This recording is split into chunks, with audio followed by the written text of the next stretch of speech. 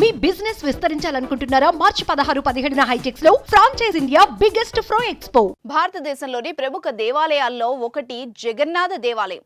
ఈ పుణ్యక్షేత్రం దేశంలోని ఒడిశా రాష్ట్రంలోని తీర ప్రాంత నగరమైన పూరిలో ఉంది.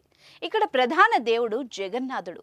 శ్రీకృష్ణుడు కొలువైన ఈ ఆధ్యాత్మిక నగరాన్ని జగన్నాథపురి అంటారు. హిందువులు చేసే చార్ధామ్ యాత్రలో భాగంగా బద్రీనాథ్, రామేశ్వరం, ద్వారకా, పూరి క్షేత్రాలను దర్శించుకుంటారు భక్తులు. అందుకే చార్ధామ్ పవిత్ర స్థలాలలో ఒకటి పూరి.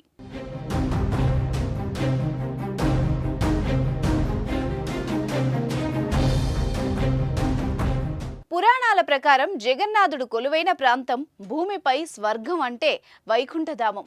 జగన్నాథుని దర్శనం వల్ల కోరిన కోర్కెలు తీరుతాయని, సర్వ పాపాలు హరిస్తాయని భక్తుల నమ్మకం.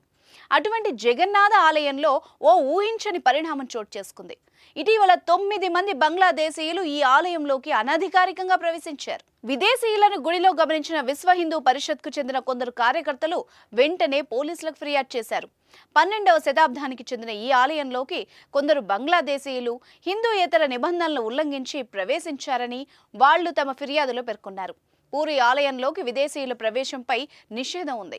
బంగ్లాదేశ్కు చెందిన కొందరు హిందూయేతరులు పూరి జగన్నాథ్ ఆలయంలోకి ప్రవేశించినట్టు తమకు ఫిర్యాదు అందిందని, దాంతో తాము వెంటనే అక్కడికి చేరుకొని పర్యాటకుల్ని అదుపులోకి తీసుకున్నామని పోలీసులు తెలిపారు. పోలీసులు ఈ సంఘటనకు సంబంధించిన వివరాలు తెలుపుతూ తాము 9 మంది బంగ్లాదేశీయుల్ని అరెస్ట్ చేశామని, వాళ్లను విచారిస్తున్నామని చెప్పారు.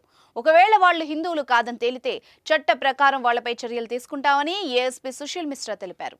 వాళ్ల పాస్పోర్ట్లను తాము పరిశీలిస్తున్నామని చెప్పారు. ఆ 9 మందిలో ఒకరు హిందూ అని తేలిందని, ఇతర వ్యక్తుల పాస్పోర్ట్లను సైతం పరిశీలిస్తున్నామని చెప్పారు. 9 మందిలో 4 ఆలయంలోకి ప్రవేశించినట్టు తమ ప్రాథమిక విచారణలో తేలిందని వెల్లడించారు. కోట్లాది మంది దర్శనం కోసం వచ్చే ప్రార్థనా స్థలాల్లో ఈ దేవాలయం ఒకటి. జగన్నాథుని రూపంలో విష్ణువు ఇక్కడ కొలువై ఉంటాడని నమ్ముతారు.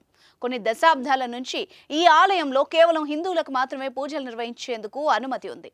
హిందువులు కాని వ్యక్తులకు ఈ ఆలయంలోకి ప్రవేశం లేదు. విదేశీ పర్యాటకులకు కూడా ప్రవేశం నిషేధం ఉంది. ముస్లిం పాలకుల దాడుల తర్వాత ఈ ఆలయంలోకి హిందూయేతరుల ప్రవేశానికి సంబంధించి ఈ నిబంధనలు రూపొందించడం జరిగింది. ఆలయాన్ని నిర్మించినప్పటి నుంచే ఈ నిబంధనలు అమల్లో ఉన్నాయి.